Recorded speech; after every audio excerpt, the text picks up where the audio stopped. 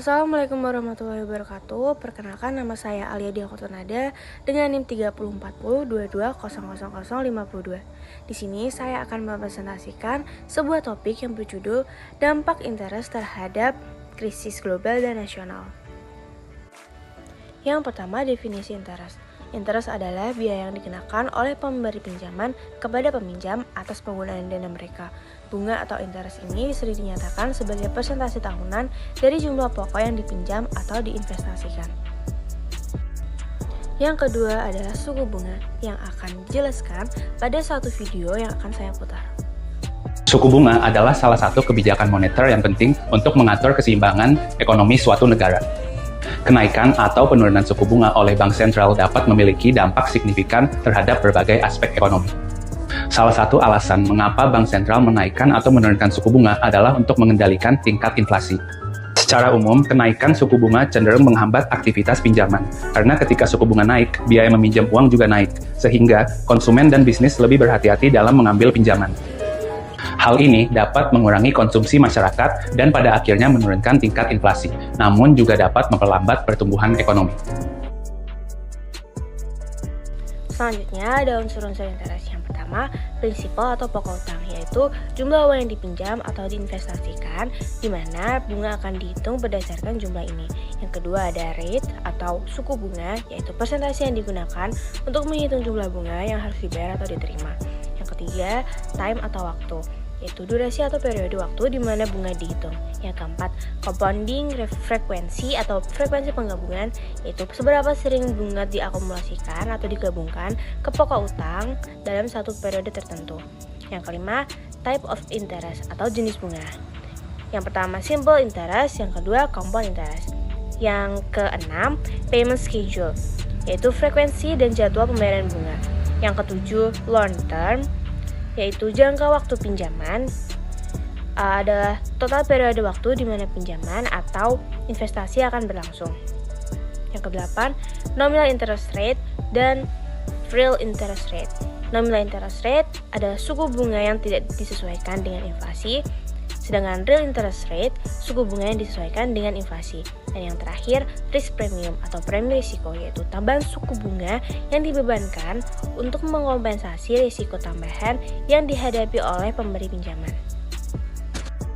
Yang selanjutnya ada jenis-jenis interest. Yang pertama, bunga sederhana atau simple interest, yaitu bunga dihitung hanya berdasarkan jumlah pokok pinjaman atau prinsipal. Yang kedua, bunga majemuk atau compound interest, yaitu bunga dihitung tidak hanya dari pokok pinjaman, tetapi juga dari bunga yang telah diperoleh sebelumnya. Yang ketiga, ada bunga tetap atau fixed interest, yaitu tingkat bunga yang tetap dan tidak berubah selama jangka waktu pinjaman. Dan yang terakhir, bunga mengambang atau floating interest rate, yaitu tingkat bunga yang dapat berubah-ubah sesuai dengan perubahan indeks pasar atau suku bunga acuan. Tapi yang selanjutnya yaitu kelebihan interest. Yang pertama, insentif untuk menabung. Bunga yang memberikan insentif bagi individu karena mereka akan memperoleh imbal hasil atas simpanan mereka. Yang kedua, alokasi modal yang efisien, yaitu suku bunga yang lebih tinggi dapat menarik lebih banyak investasi ke sektor-sektor yang menawarkan hasil yang lebih baik. Yang ketiga, pendanaan untuk peminjam, yaitu memungkinkan pembisnis untuk meminjam uang untuk berbagai keperluan seperti membeli rumah, memulai usaha, atau memperluas operasi. Yang keempat, pertumbuhan ekonomi. Bunga membantu merangsang pertumbuhan ekonomi. Bisnis dapat berkembang, menciptakan lapangan kerja, dan meningkatkan produktivitas. Yang kelima, kontrol inflasi. Bank sentral menggunakan suku bunga sebagai alat untuk mengendalikan inflasi tersebut. Yang keenam, keuntungan untuk pemberi pinjaman. Lembaga keuangan dan pemberi pinjaman memperoleh keuntungan melalui bunga yang dikenakan pada pinjaman, mendukung sektor perbankan dan industri terkait. Kemudian ada kelemahan interest. Yang pertama, beban hutang, yaitu hal ini akan mengumpulkan hutang yang signifikan, terutama jika mereka tidak dapat membayar dengan tepat waktu. Suku bunga yang tinggi akan memperburuk masalah ini. Yang kedua, ada ketimpangan ekonomi, yaitu mereka yang memiliki modal untuk dipinjamkan memperoleh lebih banyak, sementara peminjam akan membayar lebih banyak. Yang ketiga, resiko gagal bayar. Peminjam mungkin kesulitan memenuhi kewajiban pembayaran yang dapat menyebabkan ketidakstabilan keuangan sehingga adanya gagal bayar. Yang keempat, dampak pada investasi. Hal ini disebabkan karena biaya peminjaman meningkat. sehingga lebih mahal bagi bisnis untuk membiayai proyek-proyek baru. Yang kelima, siklus ekonomi. Suku bunga rendah dapat menyebabkan peminjaman berlebihan dan gelembung aset, sementara suku bunga yang tinggi dapat menyebabkan pengeluaran berkurang dan perlambatan ekonomi. Dan yang terakhir, keterkaitan dengan inflasi. Suku bunga mungkin perlu dinaikkan untuk mengendalikan inflasi yang dapat menyebabkan biaya yang lebih tinggi bagi peminjam dan pertumbuhan ekonomi yang lambat. Interest memiliki beberapa kebijakan. Yang pertama, suku bunga acuan. Bank Indonesia menetapkan suku bunga acuan yang dikenal dengan BI rate yang menjadi acuan bagi perbankan dalam menentukan suku bunga deposito dan kredit. Yang kedua, kebijakan moneter. Melalui suku bunga acuan, Bank Indonesia mengontrol likuiditas dan inflasi. Yang ketiga, kebijakan fiskal dan makroprudensial. Hal ini bertujuan untuk menjaga stabilitas sistem keuangan. Yang keempat, pengawasan dan regulasi. Bank Indonesia juga mengatur dan mengawasi kegiatan perbankan, termasuk menentukan batasan maksimal suku bunga pinjaman dan deposito serta memastikan praktik perbankan yang sehat dan transparan. Yang terakhir, kondisi ekonomi global dan domestik. Misalnya seperti kenaikan suku bunga di negara-negara maju seperti Amerika Serikat dapat mempengaruhi suku bunga di Indonesia melalui arus modal asing. Topik yang selanjutnya yaitu dampak interest terhadap krisis global, yang mana pada slide ini sesuai dengan judul presentasi saya pada kali ini. Yang pertama ada arus modal internasional. Suku bunga yang tinggi di negara maju menarik modal keluar dari negara berkembang, melemahkan mata uang mereka. Suku bunga yang rendah di negara maju mendorong investasi ke negara berkembang, meningkatkan likuiditas namun bisa menciptakan gelembung aset. Yang kedua ada biaya kredit. Suku bunga yang rendah meningkatkan likuiditas global dan menurunkan biaya pinjaman serta mendorong investasi. Suku bunga yang tinggi meningkatkan biaya pinjaman namun memperburuk krisis kredit. Yang ketiga ada stabilitas keuangan. Perubahan suku bunga tiba-tiba menyebabkan volatilitas di pasar keuangan global. Suku bunga yang tidak sesuai dapat meningkatkan risiko gagal bayar hutang.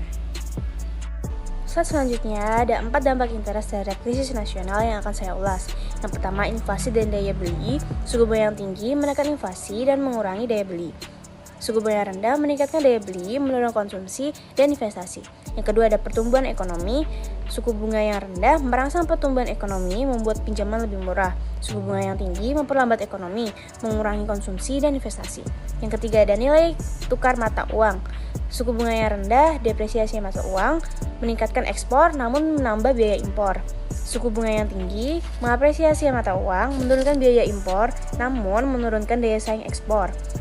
Yang keempat, sektor perbankan dan keuangan. Suku bunga yang sesuai menjaga kesehatan perbankan dengan margin keuntungan yang cukup. Suku bunga yang tinggi meningkatkan risiko kredit macet, sedangkan suku bunga yang rendah mendorong pengambilan risiko berlebihan oleh bank. Selanjutnya ada penggunaan bunga dalam berbagai skenario. Yang pertama, pinjaman atau loans.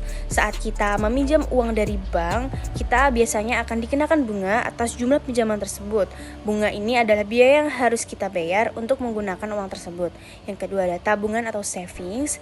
Ketika kita menabung uang di bank, bank akan membayar bunga atas saldo tabungan kita. Bunga ini adalah imbalan bagi kita karena telah menyimpan uang di bank tersebut. Yang terakhir ada investasi atau investment. Dalam konteks investasi, bunga ini bisa menjadi bagian dari pengembalian yang kita terima dari instrumen investasi seperti obligasi, deposito, atau produk keuangan lainnya.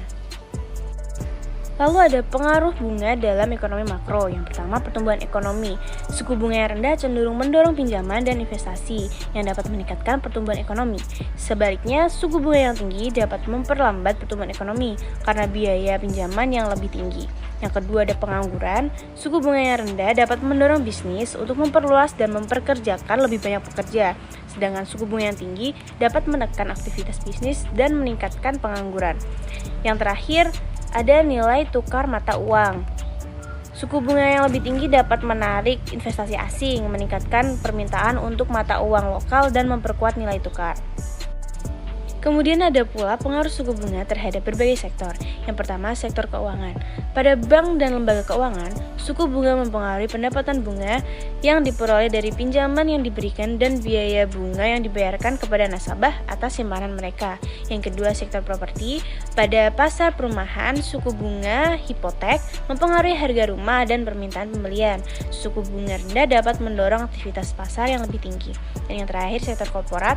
Pada investasi dan pendanaan, perusahaan menggunakan suku bunga untuk menilai proyek investasi dan memutuskan antara menggunakan pinjaman atau modal ekuitas untuk pendanaan.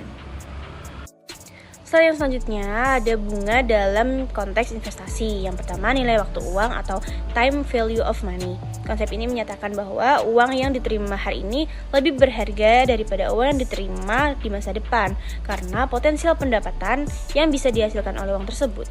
Ini adalah dasar dari penghitungan bunga. Yang kedua ada internal rate of return atau yang disingkat IRR. IRR adalah tingkat bunga di mana nilai sekarang dari arus kas masuk sama dengan nilai sekarang dari arus kas keluar. Ini sering digunakan untuk mengevaluasi kelayakan investasi. Topik yang terakhir yaitu faktor yang mempengaruhi tingkat bunga. Yang pertama, kebijakan moneter. Bank sentral suatu negara seringkali menetapkan suku bunga acuan yang mempengaruhi tingkat bunga di pasar. Kebijakan moneter yang ketat cenderung meningkatkan suku bunga, sedangkan kebijakan moneter yang longgar cenderung menurunkan suku bunga. Yang kedua ada risiko kredit. Tingkat bunga juga dipengaruhi oleh risiko kredit dari peminjam. Semakin tinggi risiko peminjam, semakin tinggi pula tingkat bunga yang dikenakan. Yang terakhir ada inflasi.